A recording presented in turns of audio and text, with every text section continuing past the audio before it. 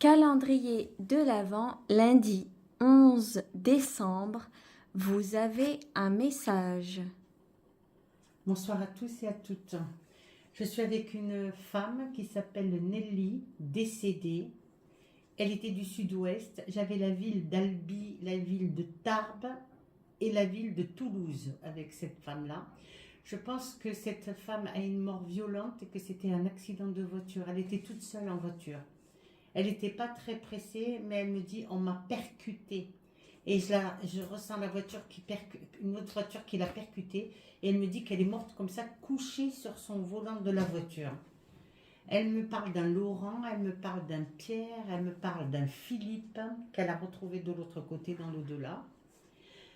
Je pense qu'elle était, comment dirais-je, pas infirmière en dessous, aide-soignante, voilà, chercher.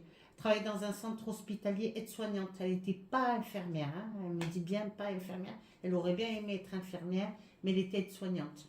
Elle avait beaucoup de travail. Elle était divorcée aussi, cette femme-là.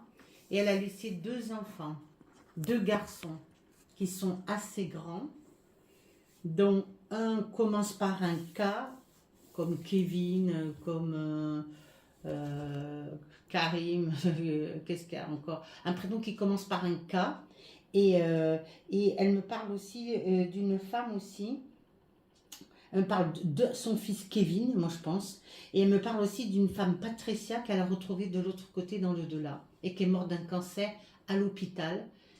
Elle rentrait souvent dans sa chambre pour pouvoir l'aider et tout ça. Donc c'était une de ses patientes, quoi.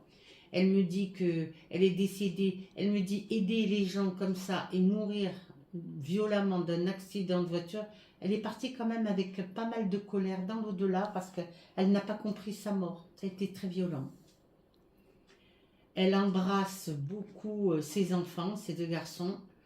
Dans les 2 garçons, j'en ai un qui n'a pas compris, qui a du mal à faire le deuil, qui n'accepte pas le décès de sa maman. Et le deuxième garçon, celui qui s'appelle pas Kevin, je pense, qui pour moi aurait tendance à boire ou fumer un peu des joints pour essayer de planer et d'oublier les malheurs qui lui sont arrivés. Et du coup, est-ce qu'elle réclame des prières? Elle réclame des prières. Elle aimerait bien que ses enfants prient pour elle. Et elle me dit bon, qu'elle a laissé ses enfants, son ex-mari qui a refait sa vie, tout ça. Voilà ce qu'elle me dit de dire.